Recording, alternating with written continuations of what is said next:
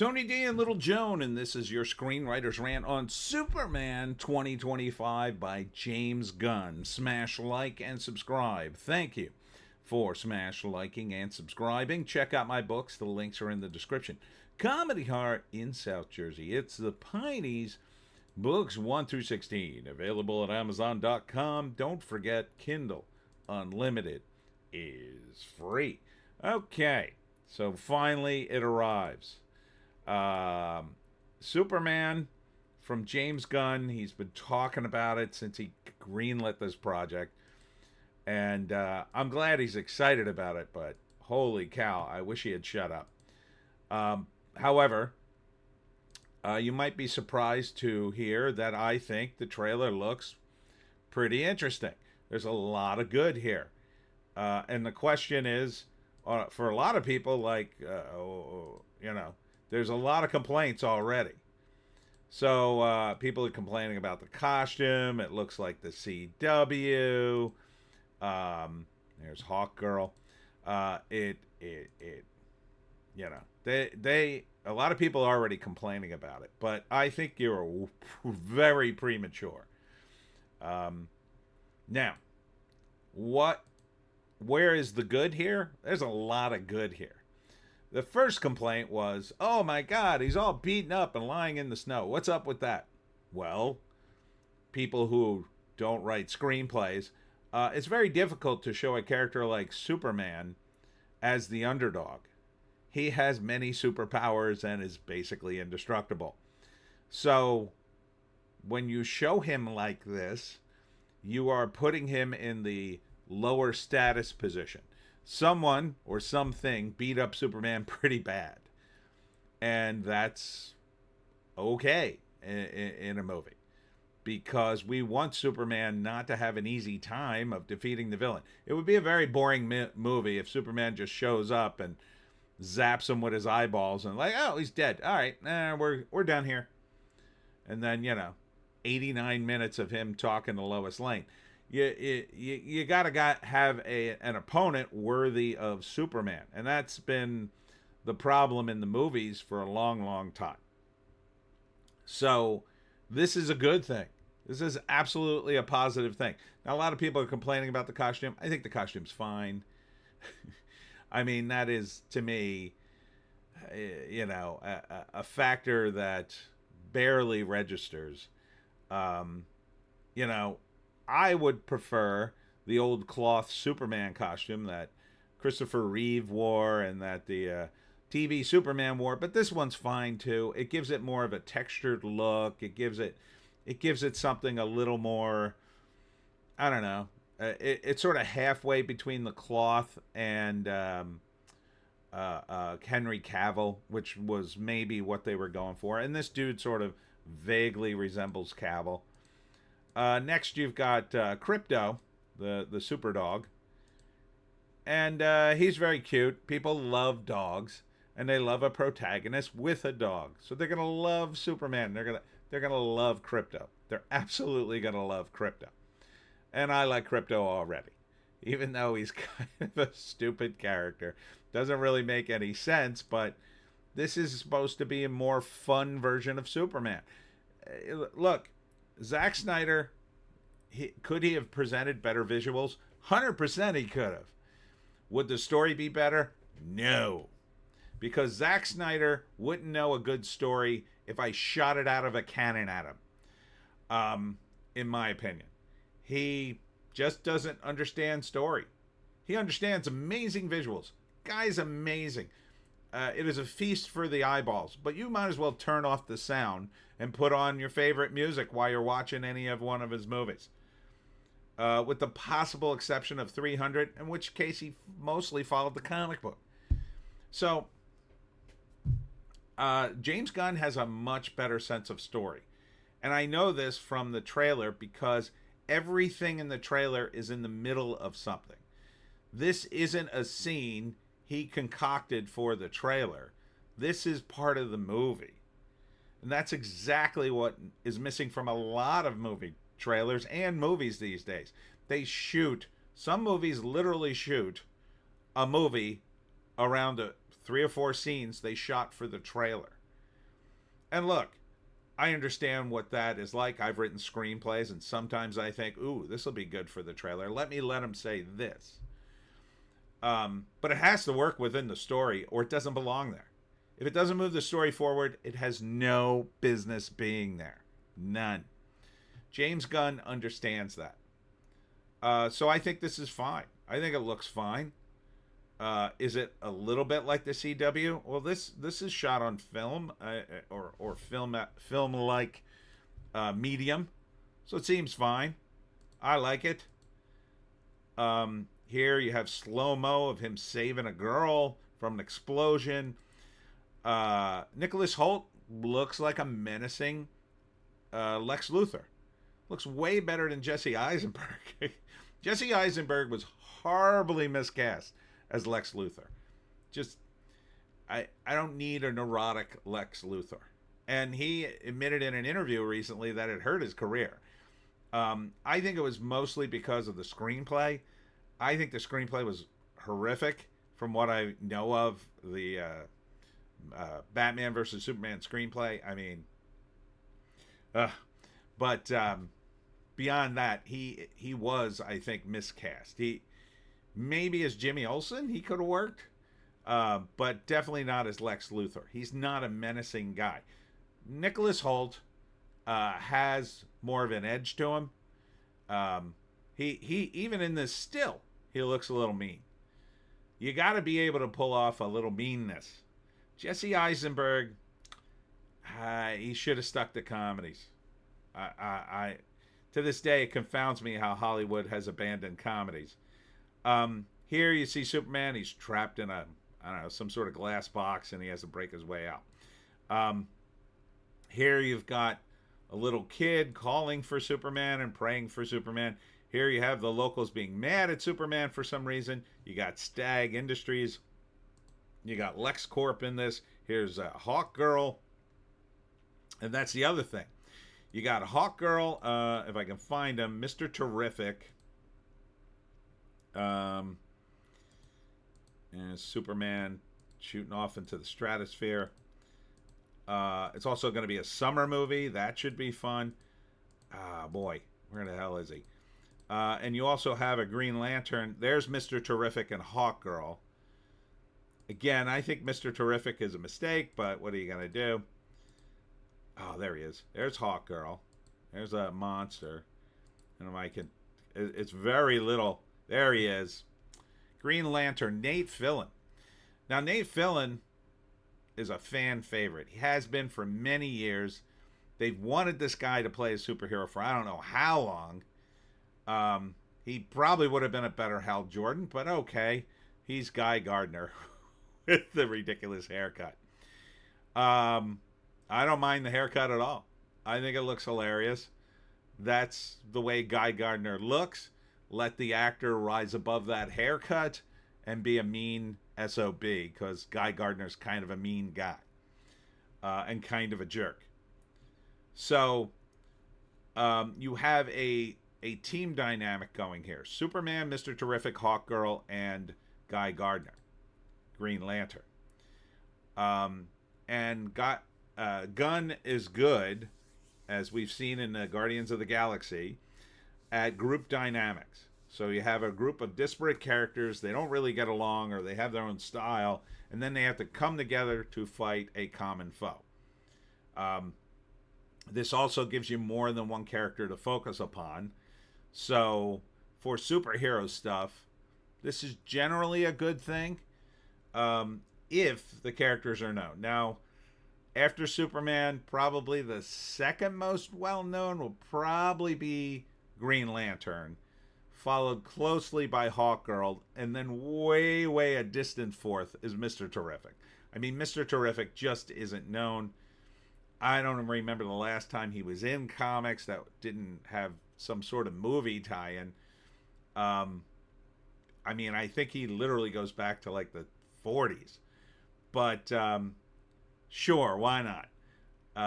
Part of what's going on in Hollywood regarding superheroes is when you do a superhero movie, you kind of don't want to use the same characters. Now, with the X-Men, they're sort of stuck because they have their main sort of group, but they they can switch off some of the characters, which they've done. With DC, it's a much smaller bench of workable characters.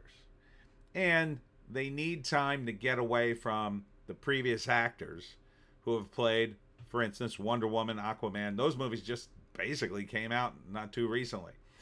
The Superman movie's been far enough in the background, and they didn't want Henry, so for whatever reason, it's fine. They want a younger guy, closer to Superboy, and that's fine.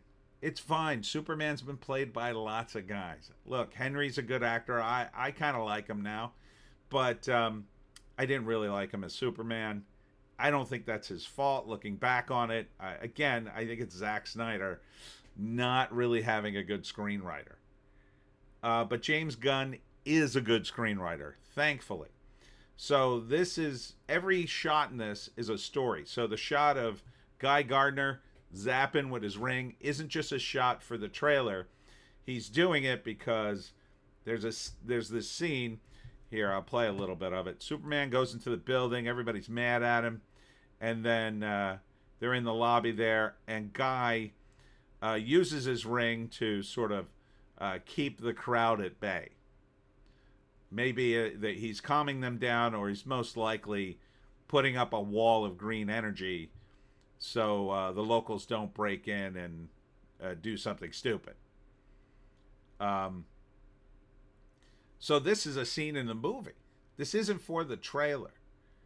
And that means what I think James Gunn did was write the screenplay, shoot the movie, and then pick the best scenes for the trailer. As opposed to coming up with scenes for a trailer, shooting a movie around it, scrapbooking some other scenes, and then cobbling together the movie later. No, he had the story in mind first, I believe. And the evidence here would be essentially clear to me. So, and there's monsters. I don't know where, I guess this is an alien of some kind. At some point, he knocks over a building in Metropolis. So that's, again, a worthy opponent for Superman. He's big. He's gigantic. This is the kind of thing that Superman would fight to save Metropolis. A big, usually it was a robot back in the day, a giant robot. But now they're going with, this is either an alien or some sort of bioengineered monster from Lex Luthor or LexCorp. And I'm not sure what's going on there. That might be Metallo or Brainiac. I'm not sure. There's a building falling down. I'm sure Superman's going to pick it up. And look at Nicholas Hoult. He looks menacing. He looks menacing. He's beaten up too. So this is a guy who's not going to screw around. He's going to have... I can see it just from this still. He's going to have a moment where he's like, "Stop, Superman!"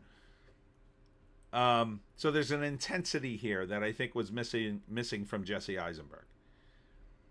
Now it's going to be closer to being fun, like the original Christopher Reeve movie. And I think that's what we all need. We need some fun. We need some happy superheroes that aren't depressed and lecturing us about our pronouns. There's Luthor Core. So, yeah, this looks great. I think it looks really good. For these reasons. Because it's story-driven. It's not, shall I say, and I think this might be, it's either Metallo or it's the prototype which eventually turns into Bizarro. It might even be Bizarro. But I don't think they're going to come out the gate with Bizarro. I think he's going to change a little later. And I think he's just, he appears to be just as strong as Superman. But so it may very well be Bizarro in a different form.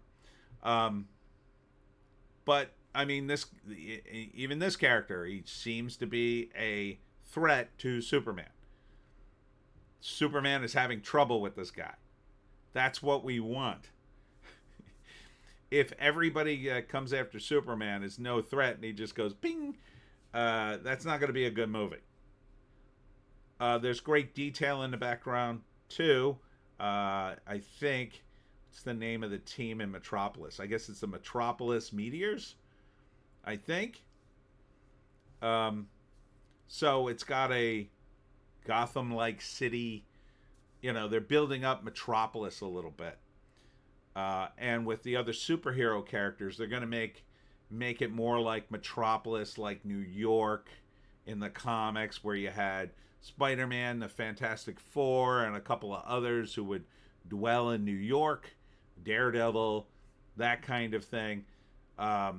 So Gunn is focusing on the story, and that's the important thing. You will get over the visuals, the costume, all that stuff if the story's good and the movie's engaging. None of the other stuff I mentioned will matter as long as the story's engaging. If you watch this and you go, oh, that was a good story, I want to see more, nothing else matters. You'll forget all the other little criticisms as long as the story's good. And as long as it doesn't look ridiculous. Now, Superman here is being treated relatively seriously. I mean, yeah, Crypto's kind of ridiculous. I mean, the whole concept's a little ridiculous, but they're treating the characters mostly serious. Not too serious, as I would say Zack Snyder treated them, way too serious, but serious enough that you're giving them screen time, you're letting them do their own thing, and you know, they're not ridiculous imitations of what the comic is. They're also not gender swap, etc., etc. So, what do I think the story is? Well, that's a little difficult to parse from this trailer. This is basically a bunch of clips. But if I had to guess, the first act is the established dynamic. So, we're not getting an intro to Superman like, oh, Superman just landed on Earth. What's he's all about? No. He's already been there. Everybody knows who Superman is already. What we're going to get is what the current dynamic is. Does Lois Lane know him? I don't think so, but we'll see. Maybe they already know each other. I don't know. They're in a penthouse canoodling, so maybe they already know. Or maybe it's one of those scenes where he's almost going to tell her and then he decides not to. It's also going to introduce the other characters, Crypto, Guy Gardner, Green Lantern, Mr. Terrific, and Hawkgirl, and how they sort of figure into things. Maybe they'll be the first incarnation of the Justice League, or maybe it'll be the prototype of the Justice League. Maybe they'll call it something else. Maybe they'll call it the Metropolis Squad or something like that. Maybe they'll take something from the comics that I'm unaware of, something really ancient. That would be a James Gunn move. You know, you could call it the Justice Society, but that's kind of a different group of characters.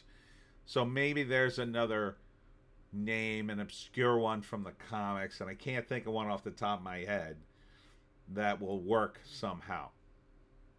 The villains they're up against, Lex Luthor, I think, again, already established, already working against Superman, doesn't like him, hasn't been able to figure out how to kill him yet, but he's got a couple of tricks up his sleeve.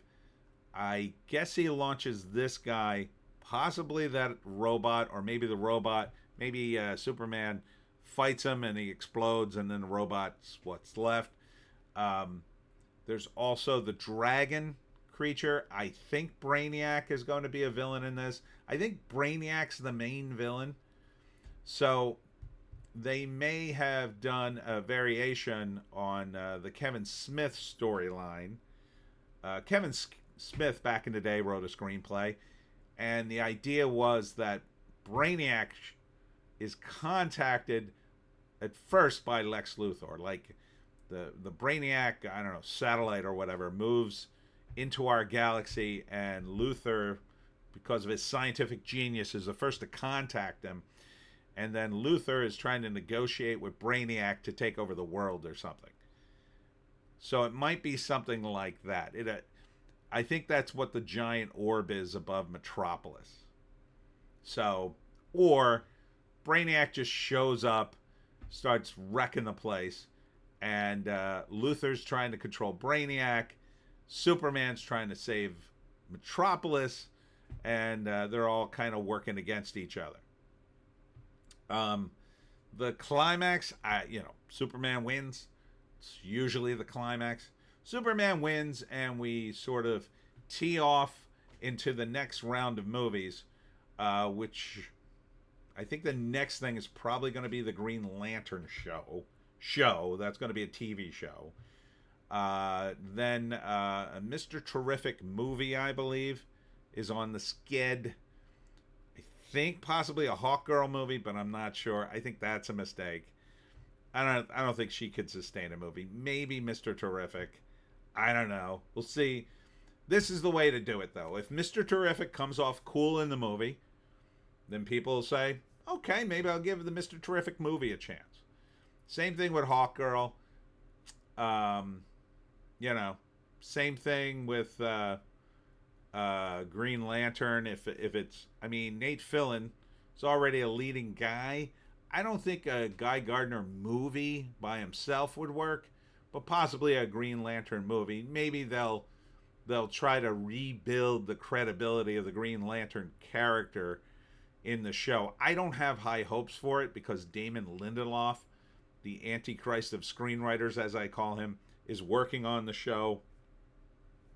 Unless they decide just to leverage his name and don't really use his ideas, perhaps, something like that. I don't have high hopes for that show.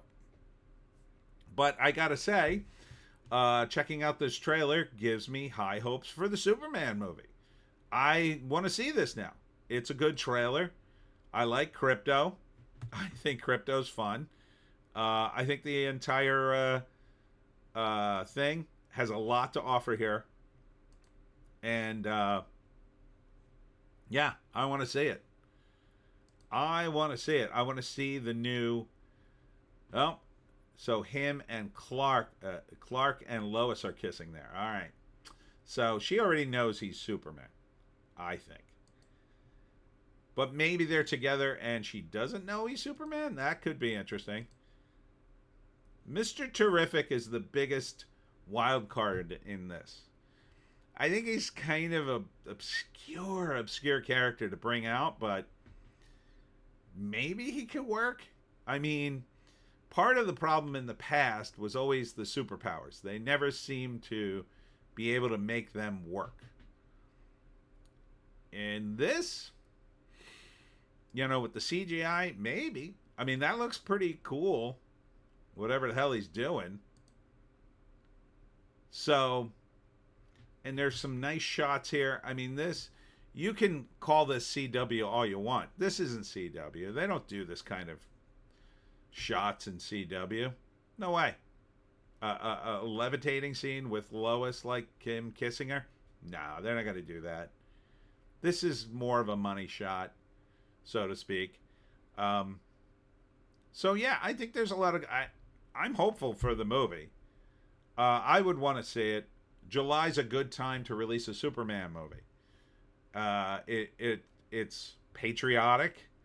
Superman's supposed to be a patriotic character. I'm not seeing an American flag in this. I would have liked to have seen like another shot, kind of like the Christopher Reeve shot where he puts the Capitol, the White House back together, or the Capitol building back together with the American flag. Something like that would have been cool, but 4th of July, the weekend after, that's not a bad time to release a Superman movie. 4th of July would have been ideal, but maybe they got something else on the skid. I don't know. The skid. And the Fortress of Solitude is in it, apparently. That's already established. So we don't have to... This is like a continuation of... There he is, Mr. Terrific. This is like a continuation of the Christopher Reeve movies in a lot of ways. And that's really kind of what we want to see, I think. Also filmed for IMAX. That could be fun. You know, seeing this on the big screen could be fun. So yeah, I'm pretty positive for this movie. Let's see if there is there right up here. Follows the titular superhero as he reconciles his heritage with his human upbringing. He is the embodiment of truth, justice, and the American way in a world that views this as old-fashioned. I like the write-up as well. That's a good write-up. Fantastic. That sounds like a Chad Superman. That sounds like Chad Superman to me. He's old-fashioned, and people are like trying to make him, I don't know, use pronouns or whatever. That sounds like definitely James Gunn is tuned into the zeitgeist. That's the way things are headed.